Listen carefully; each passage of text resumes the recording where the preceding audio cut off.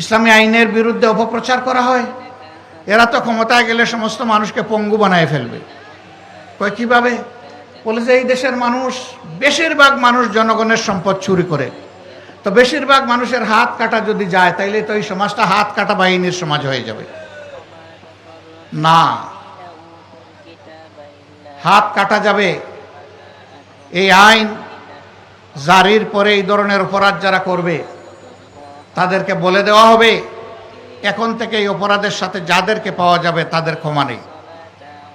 2 নম্বর দেখা হবে যে লোকটি চুরি করেছে সে কি পেটের জ্বালায় যন্ত্রণায় আগুন নিবানোর জন্য চুরি করেছে। যদি এমন হয়, রাষ্ট্রের দায়িত্ব হবে আগে তার আগুন নেবানো, হাত কাটানো, আগে তার বৈধ আয় উপার্জনের ব্যবস্থা করে দেওয়া। যদি সেরকম কিছু সক্ষমতা তার না থাকে তাহলে রাষ্ট্রকেই পরিবারের দায়িত্ব বহন করতে হবে। এরপরে লোভের বশবর্তী হয়ে কেউ যদি চুরি করে তাহলে 2-1টা হাত কাটা যাবে, প্রকাশ্যে, গোপনে নয়, যাতে সারা দেশবাসী এইটা থেকে শিক্ষা নেয়। এখন কে সমাজে এই হাত কাটা বাহিনীর সদস্য হতে চাইবে? তখন পরিবারের সদস্যদেরকে বলবে চুরি করব তোমাদের জন্য, হাত কাটা যাবে আমার, আর এই হাত নিয়ে অপমানজনকভাবে আমি বেঁচে থাকব। আমার পক্ষে আজ থেকে আর চুরি করা সম্ভব নয়।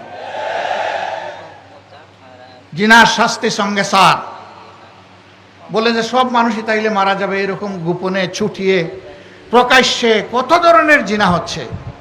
হ্যাঁ, ওরকম 2-1 জনের শাস্তি হলে বাকিরা তওবা করে আড়ালে চলে যাবে ইনশাআল্লাহ। মা বোনরা নিরাপদ হয়ে যাবে।